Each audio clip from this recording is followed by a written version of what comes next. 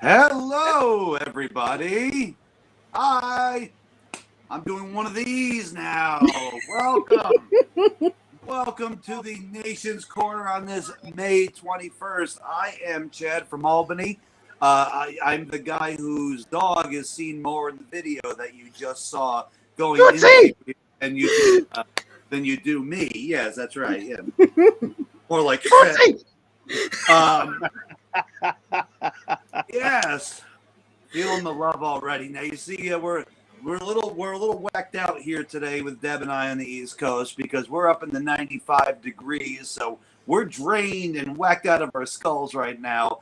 And there's a good chance I might zone out in the middle of the show, so I'm just gonna prop myself up here, do one of these Weekend at Chad things, and just pretend I'm alive and functioning and doing the show. Unfortunately, we were supposed to have Brett Azar on today from NBC's Young Rock. There was a little scheduling incident that happened earlier today. He was at an event that he didn't realize he was going to be as busy for, and he's making some money. So I just said, cool, that's fine. We will reschedule it in a couple of weeks anyway. The Whip Show podcast is What Up Donation. Orange Whip. Orange Whip. Orange Whip. Whip. Whip. Yeah, we got to meet Whip in Dallas at WrestleMania. We did, yeah. Party. Oh, okay, Yep. Whip. Yeah, we met Whip at WrestleMania. It was a great time at the Busted Open Party. Well, I got to hear Whip It live on Wednesday night when I got to see Devo and at the Pier 17 big Devo show. All the hip kids were at, and that was good. Hell of a segue. Yeah, you like that? I like that. I've done this before. Unbelievable. Good to know that Sean likes orange soda too. He does. He does. Who loves orange soda? I was actually a complete side rant, has nothing to do with anything, but I was at Popeyes a couple days ago, and I was so disappointed because and you didn't get me any. What the fuck? Well, by the time it got to you, it would have been cold. God damn you! I know you don't like cold cock. I mean chicken. Anyway, when I get you killed Tony already. Well, to be Weekend at Tony's then. Anyway, let me get back. Wow. So I'm at Popeyes, and if I get like a small soda, I'm not a big soda drinker, but if I get a small soda there, I like to take a squirt of the grape Fanta and be like, it's liquid sugar, but it tastes so good. I just have a little bit of it before getting a Diet Pepsi because I got to maintain my physique, you know. So I went there, and they don't have freaking grape Fanta anymore, and it boggles me. I mean, it bothers me, and it's in there. It's orange soda, and yeah, you know how it is. All right. So anyway, unfortunately, no Brett Azar. We will be rescheduling him at some point soon. So we're going to talk a little bit about the busy week that was this past week. Women making the headlines throughout this week in wrestling here, and of course we are on live on Facebook and YouTube. You can go on Facebook and do your the little questions on there, do your clicks, and then they'll come up on here, and if we like you, we'll read them out loud. If we don't like you, we probably still will read them. So yeah, go ahead. We have all these people here saying, let's see, we got What Up Nation from Money Mark, Seth, even Debhausen is saying hello to ourselves. Great. Yeah. I'm saying hello to the rest of the people in the chat, Chad. I know. You know how long it takes? It usually takes Chad a little bit to catch up on technology. Oh yeah, so. It's still 6:52 right here. So I've got a few minutes to be caught up to the rest of the conversation. Yeah. Right. Throw me a bone, Tony. Okay. Supposed to catch it. No. Boy. Ooh, I caught that bone. Put that away. Woof. Woof woof. You'll have to get with Savage Gentleman. He'll have to show you how to do the virtual catches. You know, because that one, Butterfinger we shared virtually. if you need to know what I'm talking about, go back in time and look up the episode and check it out for yourselves. Speaking of Savage Gentleman, he has a new Top Gun themed t-shirt out. So anybody who likes Top Gun, who likes Savage Gentleman, go on his Twitter, find the link, buy the shirt. It's awesome. Yeah, support him. He's a good human being. Him and his wife, Lady Frost. They are my birthday twin, by the way. They are both amazing people and deserve all the support. So go check them out. Yeah. Absolutely. Yeah. So anyway, women dominating the news today or this week. The Sasha and Naomi story, which has been talked about everywhere. So many things said about something which has such little information, which everyone doesn't always like Top Gun. Some people just think it's a stupid movie. All right. Dave. Kelly McGillis then? Great. Anyway. I'm with Sean. It was okay. I mean, it wasn't that. Hot Shots was way better. But hell, Hot Shots Part 2 was better than Top Gun. Let's just stop that part of the conversation there and continue with Sasha and Naomi. Yes. Sasha and Naomi walking out at some point during the it could have been before, as Mark Henry said on Busted Open, that it could have been while the show was starting, which wasn't quite in the air yet, or it could have been on air. That we don't have any of the information. No, neither does anybody else. So it's all we've been hearing is people's opinions on what they think is going on. Obviously, hope the best for everybody. Deb, what do you think about this whole situation? So my biggest takeaway right now is how bizarrely WWE is treating it on social media and on the show. Just it seems like they're oddly going out of their way to make Sasha and Naomi look bad. And I know when Stone Cold walked out, they said something on commentary, something along the lines of like took his ball and went home. That's the line we've been hearing ever since, that Steve Austin took his ball and went home. But I think this situation is different in that they just continually just going out of their way to trash these women and to make them look bad, and like almost as if they're like punishing them publicly. It just didn't. And yeah. And RA said in the chat that when Jeff Hardy walked out, they didn't say anything. They didn't make a statement, nothing. When Jeff Hardy walked out. It also was a house show. It wasn't live television. Yeah, but still, Jeff Hardy walked out on camera. Like he was on camera as he walked out. Sasha and Naomi just left, and they didn't have to make that statement. They didn't have to go into the specific behind the scenes details. Agreed. Agreed. The details did not need to be, the dirty laundry aired out. But them walking out during a live broadcast, they do have to cover their butts, I imagine, before the Twitter trolls all say what they think is going on. Jeff Hardy's situation was a house show, so same but different, of course. Yeah. Right. And, I get them wanting to try to cover their ass legally. But, it just seems like whenever WWE has to put out a statement about something, it seems very well planned out, professional sounding, like it went through the legal department and this is what they all decided on. This statement just seems like they just kind of typed it up on a whim and didn't have anybody check it. And we even heard Mickie James on Busted Open on Wednesday say that she was shocked that Vince would have okayed that statement because she knows him to be a stickler for grammar and for, professional speaking.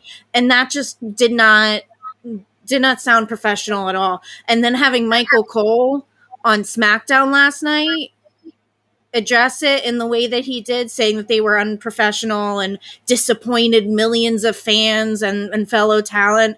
And Pat McAfee just looked uncomfortable sitting there next to him as Michael Cole was saying this. Yeah. Right. It's just weird.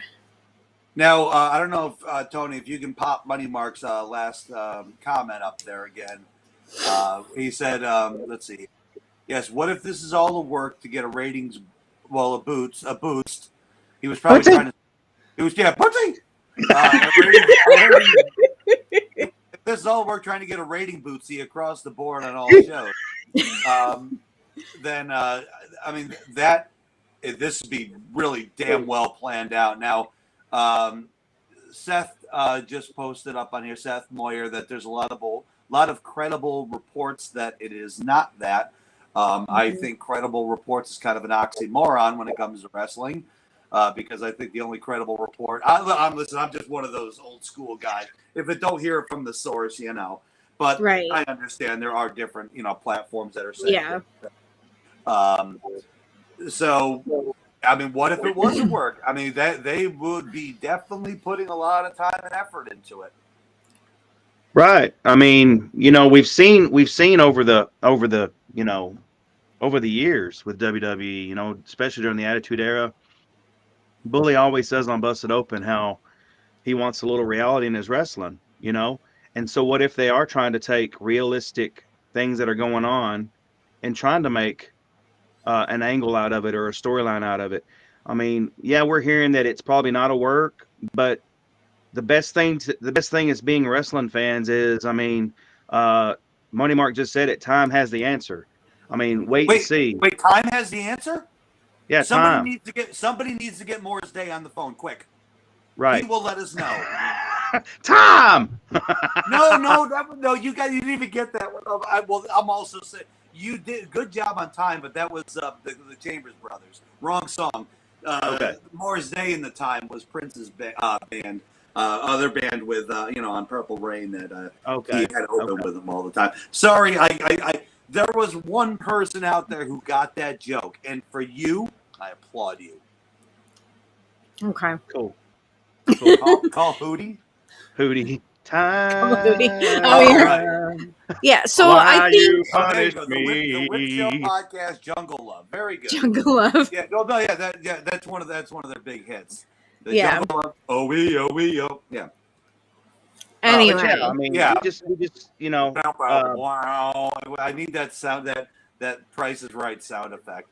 You know what? I don't care. We don't have a soundboard, Chad, not on this show. The Whip Show podcast got the reference. That's all. And Sean saying call Hootie. Well, that reference blows. Anyway. So if this is a work, I'd be surprised because I'm not confident in WWE's ability to pull off such a great work right now. I think it's more likely that they really did walk out. They're really likely going to be forced to just sit at home and, live out the rest of their time on their contract at home. Because I don't think WWE would release them. They'll just make them sit out the rest of the time. But I think it's more likely that they are just trying to spin it into something that will be used on screen. I don't think this was pre-planned as a work or anything. It just seems not something that they're capable of pulling off at this time. Yeah, it's kind of interesting how they didn't use. I get, and I'm reading Money Mark's comment there that he just made, that they never really referenced Naomi really as being a member of the Bloodline, and she did have gold. I thought they might be able to use that if they were still being the tag team champs to at least put her into the Bloodline storyline. Also, though, yes, she's married to Uso, but she's in by marriage. That's not Bloodline. I just said Uso. Well, they need a subdivision of marriage line. Yeah. She's not Bloodline. She's in the family by marriage. Right. Yeah. So if they had plans or still have plans of having her being part of that with them, that's cool. I'd like to see that. I just don't see it happening at this point. Well, not anymore. Right. right, because they no longer have the belts. So I mean, like Michael Cole said last night, there's going to be a tournament to name new champions at some point. All the while, Pat McAfee sitting there like just fidgeting in his seat, like you Yeah, could I just noticed. definitely tell he was uncomfortable with Yeah. Cole was saying, and Mark Henry, yesterday on Busted Open was talking about how you know he can't believe that what Corey Graves said on Raw, Mhm. calling him unprofessional, and whether or not the lines were being fed to them in the headsets, whether or not they were told to say that or whether they just said that on their own. And Mark was like, well, I don't care, who told them to say it. If you say that, you don't know all the facts, I'm going to come down there to Right. and I Right. agree, Yeah. that's the I first agree time either way. that's the first time I've ever heard or seen a company bashing their talent like that publicly on live TV when something happens. I've never seen it before. Yeah. Uh, Even with so the Brett screwed Brett thing, that it feels different this time. yeah, It feels different. Uh, It feels more like, I don't know, disrespectful in a way. hmm. yeah, Well, yeah. Well, Seth said on here, with what tag teams are we going to have this tournament? All the tag teams in the women's division. Like,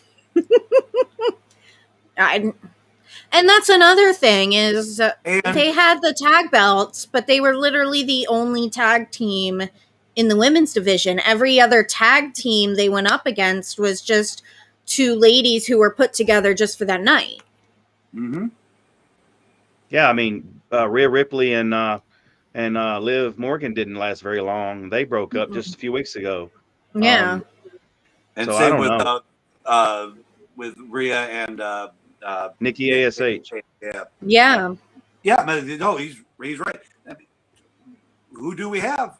I mean, yeah, that'll be. I don't know. It would. I don't know. They don't have teams for the belt. Why would you even have a belt when you don't even have a division? Right. Right. Yeah. And that goes into a whole other topic of the respect and attention given to the women's division as a whole.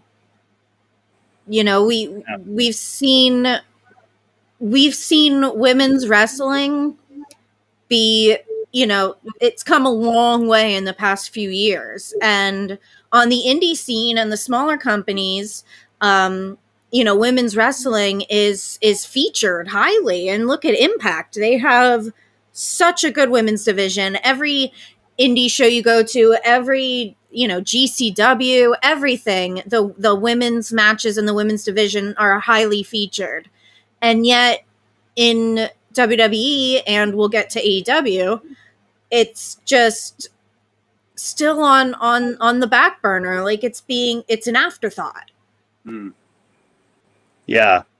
I want to mention, just a few years ago, WWE had the women's pay-per-view. And Revolution. No, not Revolution. I'm sorry. Evolution. Evolution. Yes. Evolution. Yeah. Evolution. Yeah. I had to think about that.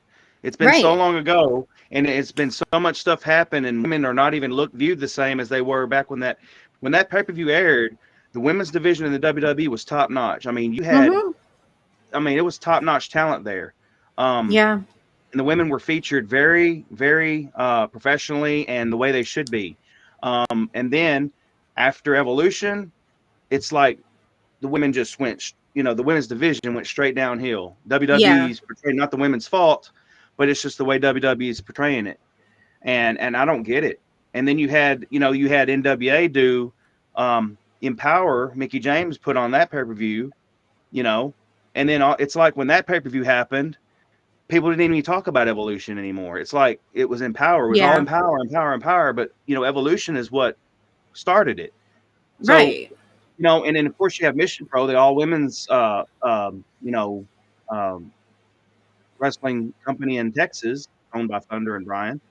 And they do an amazing job with their women. So it's like, what gives, Right. I don't understand it. And it's like it's one of those questions that I sit here and I just don't get it. It's like it's almost as if these the major women's pay-per-views like Evolution and Empower are kind of treated as like a novelty. Like, hey, we'll put on this one big show this one time, and that's it. Right.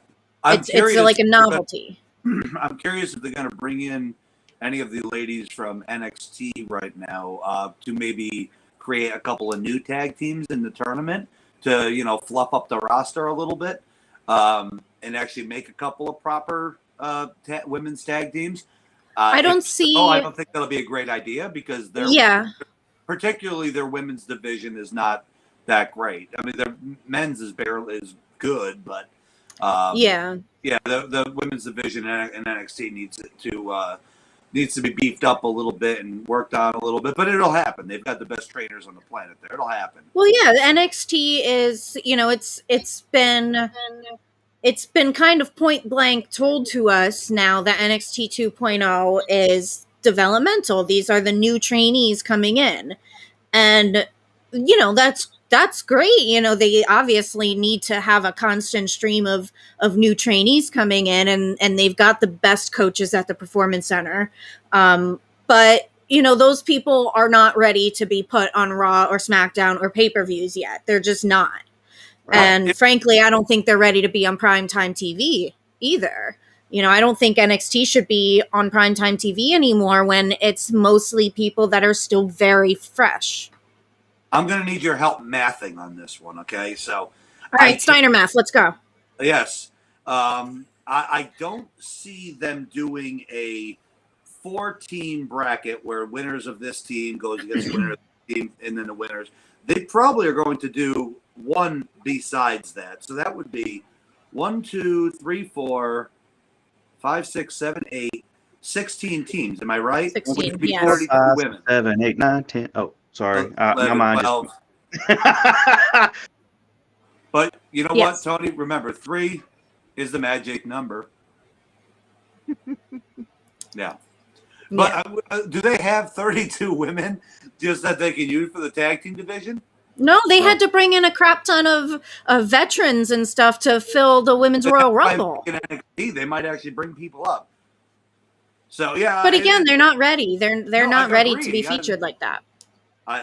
Girlfriend, I agree. Yeah. Yeah. And Trenda points out in the chat that NWA doesn't highlight the women anymore. We have Camille and who else? Congratulations, Camille just got married, by the way, I believe. Yes. Oh, okay. Congratulations to her and Latimer.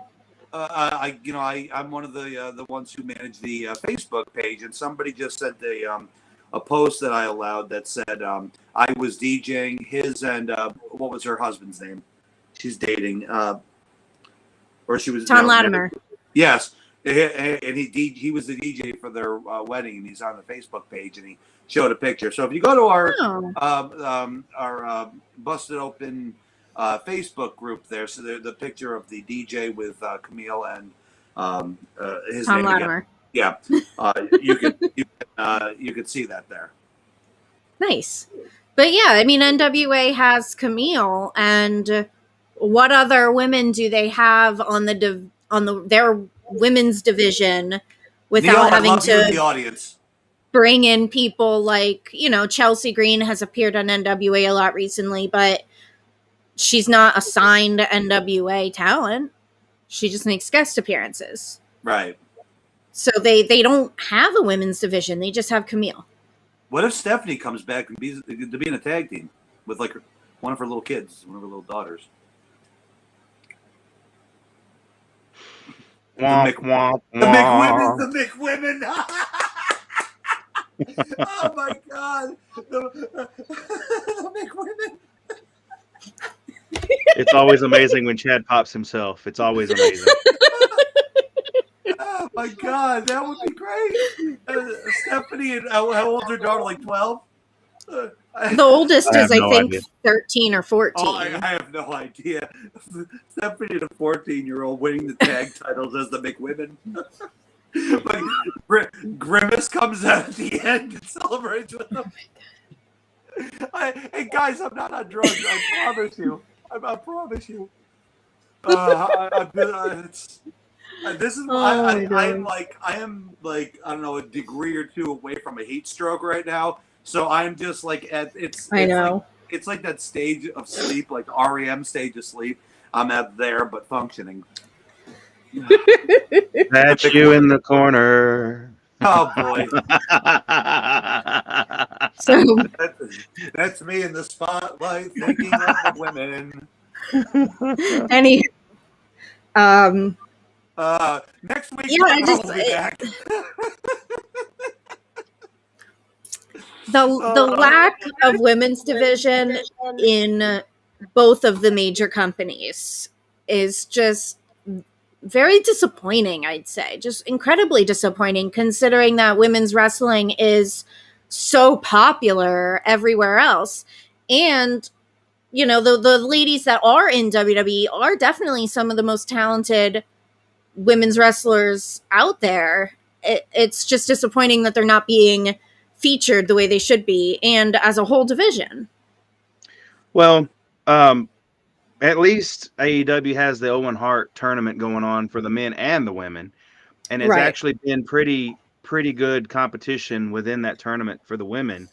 They just got Toni Storm in there, but you know, I just don't understand that when AEW brings in talent, it seems like every talent they bring in is a new talent, and it's like they get featured for a couple of weeks to a month, and then they're, you know, where are they at, you know?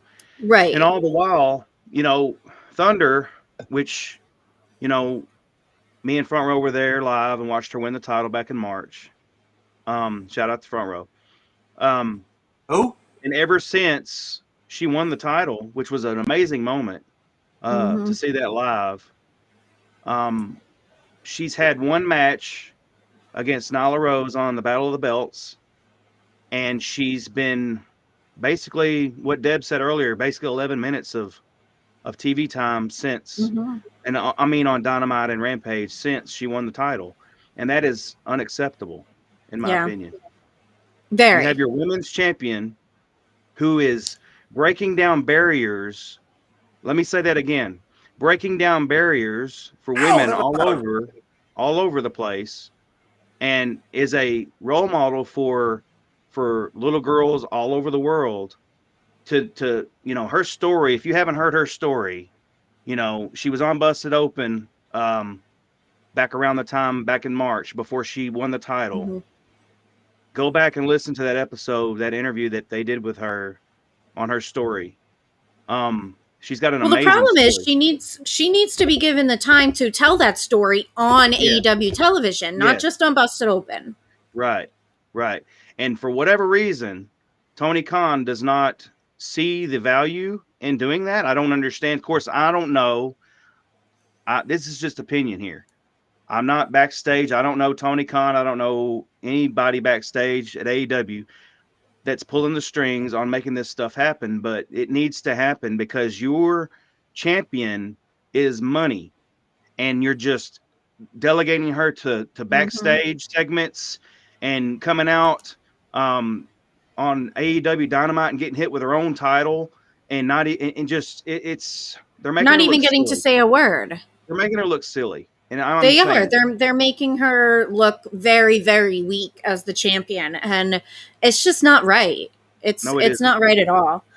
And yes, they do have way too many people on the roster at this point. You know, I understand the urge to, you know, sign everybody that becomes available, but when you do that, you're just pushing everyone further down the rungs on the, you know, the chart.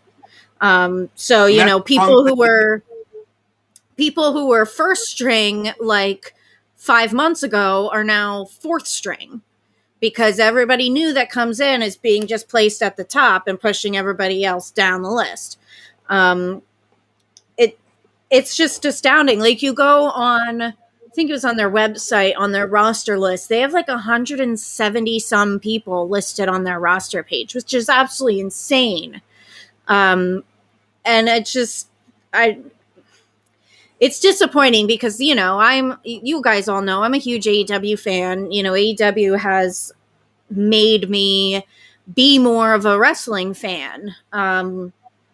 But 170 some people on the roster is just not nearly enough when you only have 3 hours of TV time. Right. And plus, you have a Dark and Elevation with talks of another show coming out, which I don't know the details of that. Then you have Ring of Honor, which and what's happening with Ring of Honor? But where is it going to be, and what is it going to be consist of? Where is it going to be aired? I mean, yes, there's a whole other possible 2-hour program there with Ring of Honor that some of the talent can be part of Ring of Honor, but still, I mean, we don't know. Yeah, I agree with John Bay there that they need to split the roster, put some on Ring of Honor, make Ring of Honor, a good still Ring of Honor feel show, and have that be completely separate. I don't want it to be a part of AEW where it's just another AEW show. I want Ring of Honor to still be Ring of Honor and be separate. Yeah. Chad, what are your thoughts, man? I would like there to be a separate Ring of Honor thing too. I don't want it to be involved unless they did this like a super show every year where they could do ROH and AEW and whatever other company he buys by then, and do a super show every maybe once a year. But I definitely Ring of Honor and I want AEW. Yeah, as I said, I did not get to see AEW this week. Because I lost a very good friend this week. Plus, on Wednesday night, I was in New York City watching Devo, which, of course, funny again, you put the Whip Show podcast up when I referenced Devo. You literally whipped it good. I did.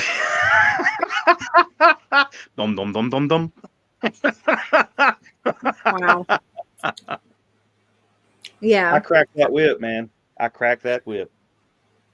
So another thing along with AEW's bloated roster, so what day was it?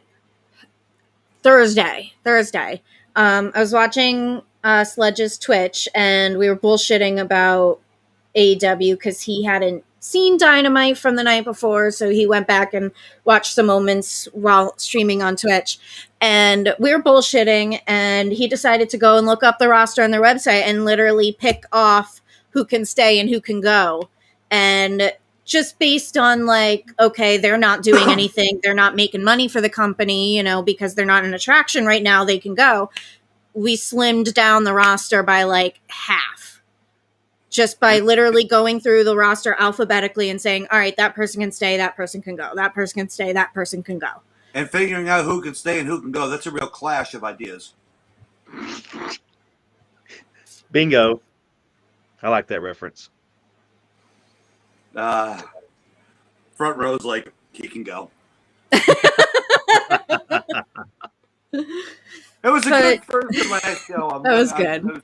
Good to see you. I'll give that one to you. Yeah. But yeah, they just have way too many people right now. Like what are Kip and Penelope Ford doing? Where we see Kip with the box on his head every week. But is that leading to something? Around? Is that a plan for something, or is that just him taking upon himself to be like, hey, I'm still here? Well, if that's a plan for something, then it's gone way overdue because he's been doing that for close to a year now. I know. He's been showing up. We saw him in Philly at Icons, just walking around with a box on his head, Yep. So he came up to me and kind of because he's really good at that whole whatever he's doing with the box on his head, just kind of eerily, slowly walking up to people. Because you can't see his face behind that box. It was kind of took me back a little bit, but he was wearing an amazing suit, so I did compliment him on that. But yeah, I think John Bay says I'm waiting for a huge release of wrestlers from AEW soon. Yeah, I think, and we've already started to see, since it's been 3 years since their start. I think it was publicized at the time that most of the original people had signed 3-year deals. So we are kind of getting into some turnover right now where some of the original people are kind of quietly leaving. But Or showing up I on don't Wrestle. know. Right. Right. They yeah, they definitely need to figure something out. I feel like it seems like Tony Khan has like taken over the reins a lot more since they started. We've heard stories of, since the whole Max Caster or rap situation happened, that TK decided he needed to take control a little bit more. And I just think it's been a little detrimental because he has so many genius minds there and he doesn't seem to be listening to them. Yeah. We've already heard Jake the Snake come out and say, I don't know if it was named who it was, but say that he was offering advice to someone and was basically told, yeah, okay, old man. Yeah. Well, Orange Whip posed a question in the chat. So how do you feel about Dark and Dark elevation? Do you think it helps elevate the wrestlers and AEW as a whole, or just an internet show no one pays attention to? Let me start with that one. I will answer that. I have never seen either show before, and I'm a fan of AEW. If that answers your question, I don't think there's a whole. I don't think it's seen by. I mean, people do watch it, but I don't think it's paid attention to nearly as Right. much. I mean, you can have all the YouTube numbers and whatever that you want on there. How many of those are paid for? I don't know. So I just don't. I don't watch it. I've got two. I don't have the time to watch any more wrestling personally. Yeah. I agree with Ashley. It's basically a show to get some people who don't have airtime on TV some screen time. My issue, and me and Seth watch Elevation and Dark not every week, but I'd say about half the time. My biggest problem is that there's no tie-in to the main shows. Like Dark and Elevation have some really good matches on it, but there's absolutely no tie-in to the main shows. It's just treated as its own separate thing.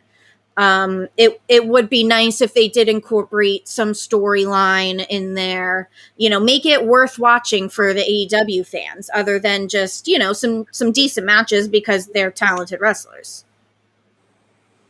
Yeah. I have, not been able to watch Darker Elevation either. I maybe have tuned in a couple of Darks at some point. I do know that I love Excalibur and Taz on their commentary. I think they're the best commentary team in AEW, period, in my opinion. And that's saying a lot, because you have the great JR there and Tony Schiavone. But I feel like Excalibur and Taz, they just added energy to it, especially Excalibur, adding an energy to that commentary that is amazing, especially with all the moves that he knows. I mean, he just, he can just call a move and you're like, what was that? But I mean, it's amazing. So, Yeah. I probably do need to check out Dark and Elevation more, but I mainly just watch Dynamite and Rampage. That's my two go-tos, Right. So. Right. Yeah, I think they need to figure something out, because I think they're starting to kind of feel a little stale, even though there are good things going on. Like there are some great storylines happening, but I think it is starting to feel a little stale. Yeah. I don't know, man. It's we got Double or Nothing on the horizon, I do know that pay-per-view is going to be a great pay-per-view, just like AEW's pay-per-views have all been. They've all been, great pay-per-views.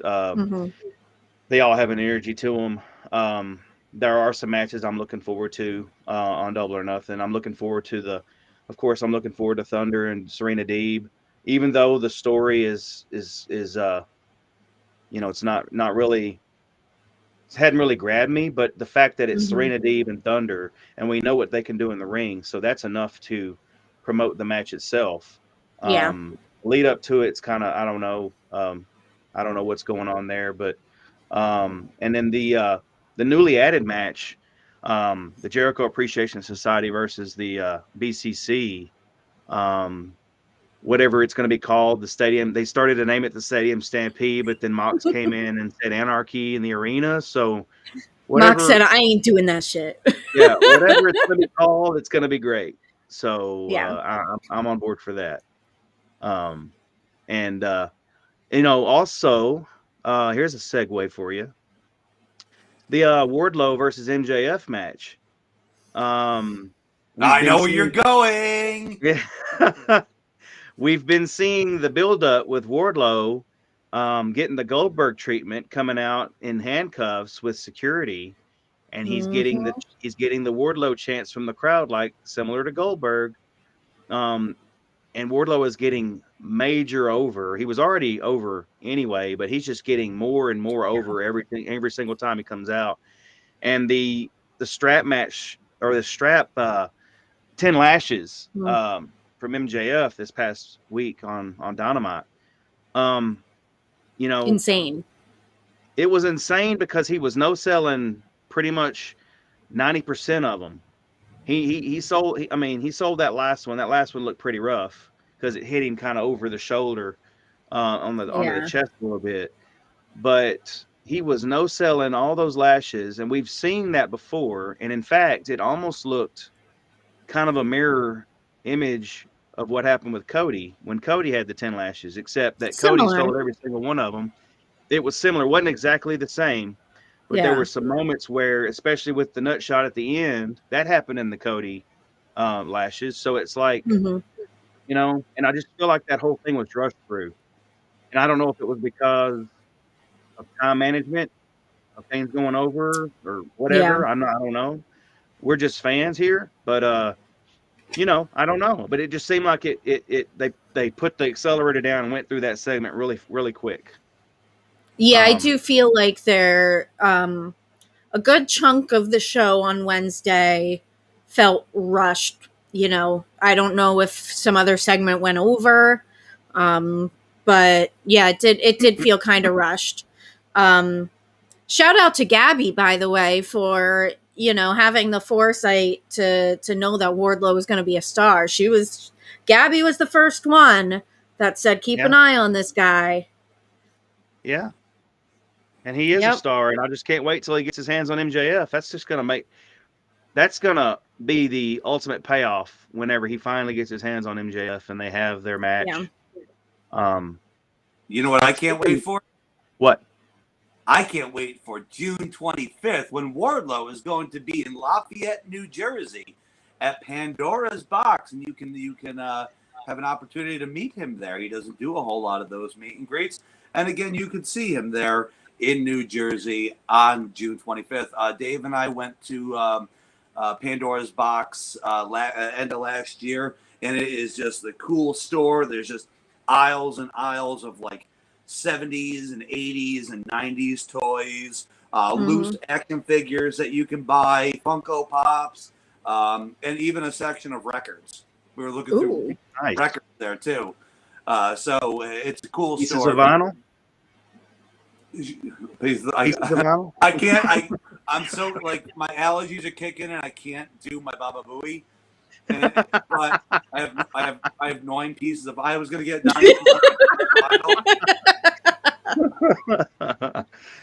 Yeah.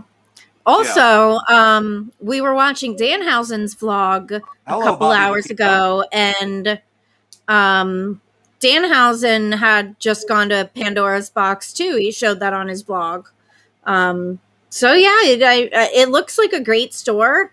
I don't know if I'm gonna make it there this time for that Wardlow appearance, but I definitely plan on making the trek up there at some point. It's a fun venture.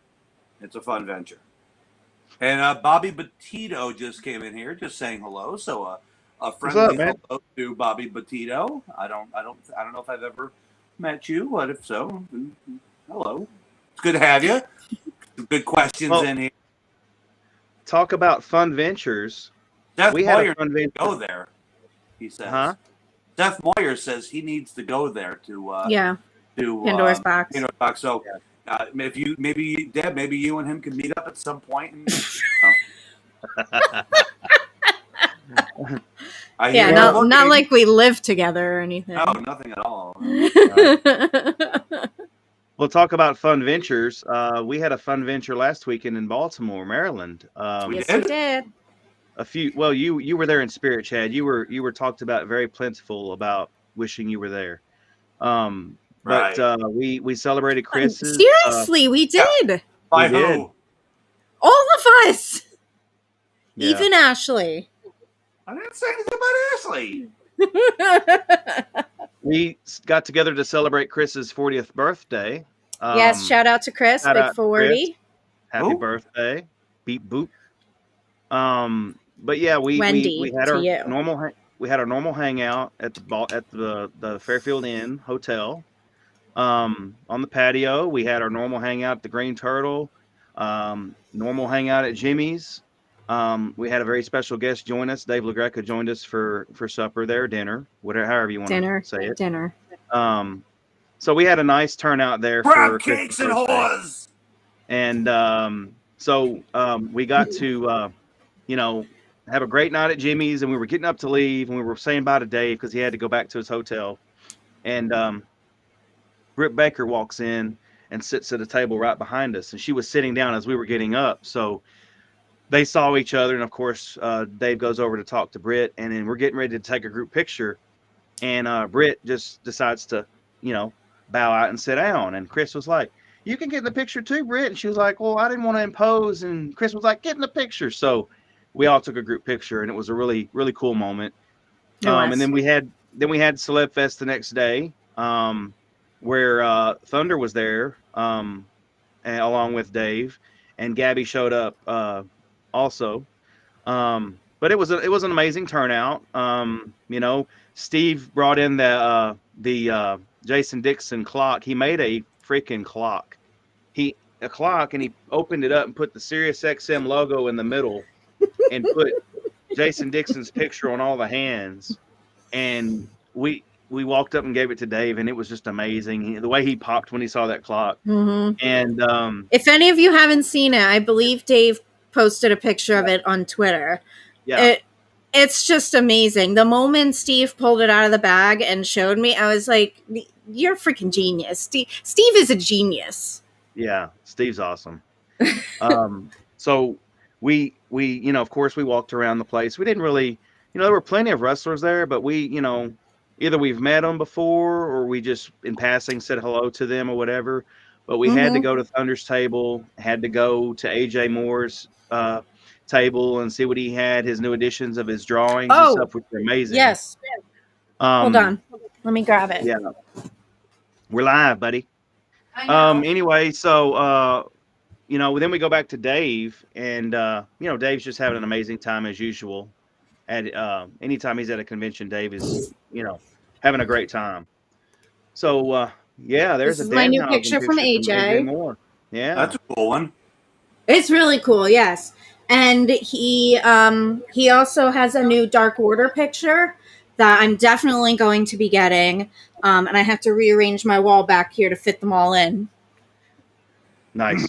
But yeah, AJ Moore on all the socials.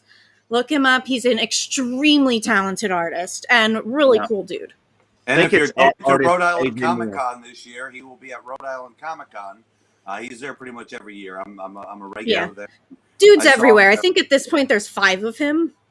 Yeah, He's everywhere. I guess they need AJ less. Deb, how about telling the story about the power rankings? I'm going. Okay.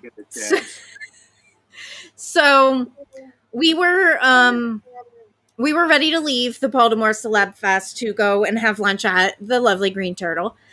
So we went over to Dave's table, and we were chatting for a few minutes before we told him we were going to head out.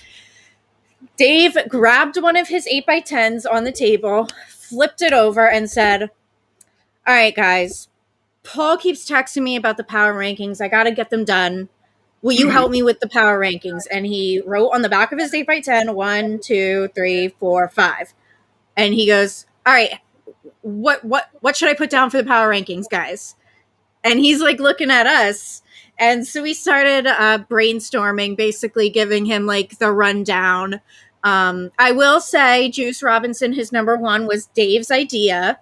Dave said immediately, I got to put Juice as number one. That's it. But we helped him with 2 through 5, brainstorming.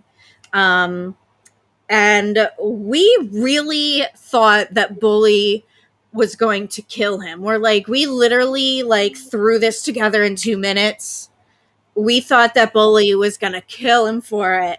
And it was absolutely amazing because Monday morning, Tony and I were in my car and I was driving him back to the truck stop where he had parked his truck for the weekend. And we were listening to the show in my car. And the power ranking segment comes on, and we're eagerly waiting to hear what Dave says and then what Bully says. And Bully was like, I like it. I agree with every single one of those. And Dave goes, are you freaking kidding me? And me and Tony just died. We just died. We were like, oh my God, this is amazing. And then when Dave told him that he didn't write the power rankings at all, the nation came up with it.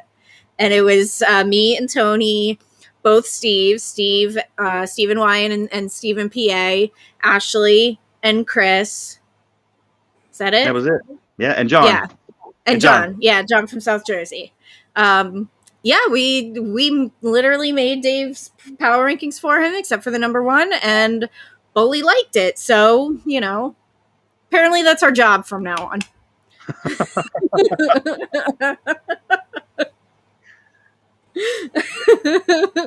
Dave looked at me and was like, what happened on Raw? I'm like, I don't fucking know.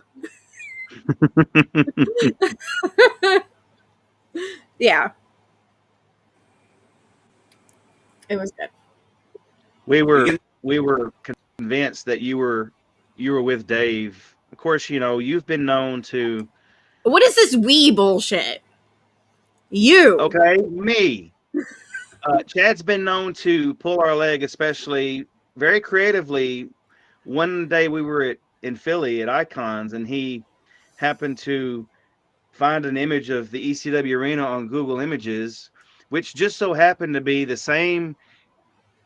conditions, foggy conditions. Which is what I looked for. I do when I rib hard, giggity, and I make sure I cover all of my bases. And believe me, that I don't think it wasn't discussed between Dave and I about me taking him there, because that did come up. If I was going to go, that I would have brought him there, but it didn't work that way. Now, however, remember your little dinner this past weekend at Jimmy's Seafood?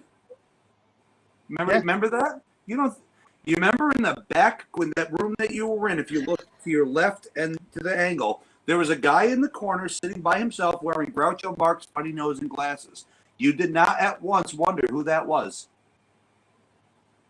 No. No. You're going to get Tony all in a tizzy about this, and I don't believe you for one fucking second. All weekend, Tony was like, what if Chad showed up with Dave? I was right in the corner, or he was right in the corner. No, you were not. Shut up. Maybe if I put a Groucho Marx funny nose and glasses on, you might remember the person that was sitting there eating that same steak that he ordered before there. There's no way. There's no way that you could have been there and not come to our potatoes, delicious mashed potatoes. There's no way. No, I don't believe you. You don't. There's no way you could have been there and not come to our table and joined us. So no, I'm not subscribing to that. That's what makes a great rib. And speaking of great rib, they also make a great rib there. Speaking of getting together in groups, we had another group extension of the Nation's Corner in Conroe, Texas last weekend. While we were in Baltimore, we had another group that was in Conroe at Mission Pro. They were at the Don't Stop Me Now pay-per-view. and they had an amazing amazing time there. And you will hear some stories from their trip, I'm sure, when Front Row comes back on live, because I'm sure we'll have He's still there more under the stories to ring. tell. But I know they got to put together a ring and all that stuff, but I'll let them tell that story. I'm so happy that, and Elder had his Mongrovian Mike had a show that he went to up in his area the same weekend. So The Creed Pro I'm just show. so happy that I'm so happy that we're able to get together when we do get together. And if we can't get together, then we have groups that can get together and just kind of spread out. I'm so happy that we can do that, and people all recognize that we're part of the same family, the Nation's Corner family, the Busted Open crew, as we're effectively called. So it's just an amazing thing. I'm so happy that Dave brought us all together, because y'all are some special people to me, and I know we've had plenty of shows where we've talked about it, but y'all, I couldn't imagine not having y'all in my life. I'll just say that. So thanks y'all. Ditto. Up it. Speaking of Mission Pro, they have announced their next show in August will be called Hard Day's Night. So kudos for that name. Giggity And we also have just received confirmation via Mission Pro's Twitter that Simon Miller is going to be going up against former guest of ours, JP Harlow. So it's going to be very interesting. August 20th at the Salvation Army in San Antonio, Texas. Mission Pro Wrestling, Hard Day's Night, Simon Miller, JP Harlow. Yeah. What more could you want? Yes. Yeah, let's see if JP comes out to that entrance theme again that he came out to last week. Yeah. Yes. I enjoyed that. You really just blew up the Love You Tony bubble? Yeah, I did. You got a problem with it? Bastard. Hey. And on that note, I think we're going to go ahead and wrap it up. Why didn't you blow up Ashley saying that was the toilet? I don't even know what the hell that meant. I didn't even see it. You see? You missed a golden opportunity. Especially if it's a golden toilet.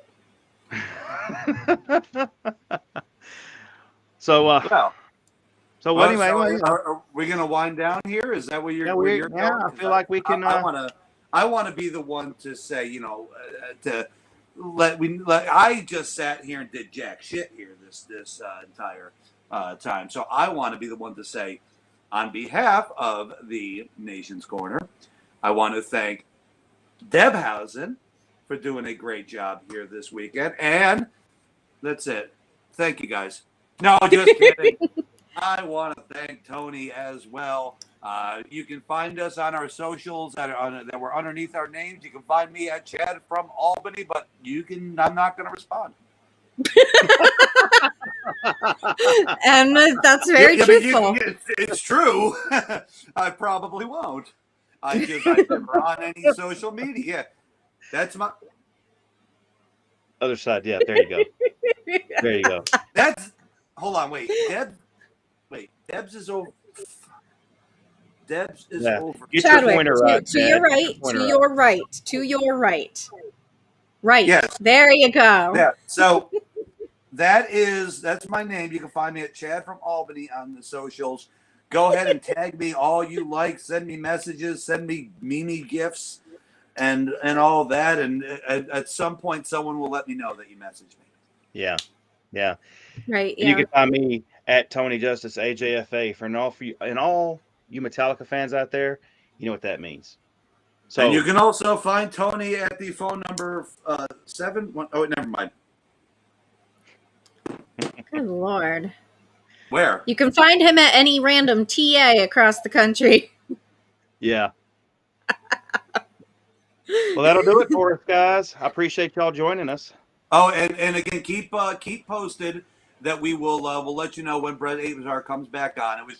It was last couple hours. Everything was planned. He was excited to come on. It was kind of his. Well, I invited him, but he was thrilled to come on. and he wants to. So I'm hoping in the next couple weeks we will have him on. So keep tuned into your socials. Bye, everybody. Cool. All right. Take it easy, y'all. I'll take it any way I can get it.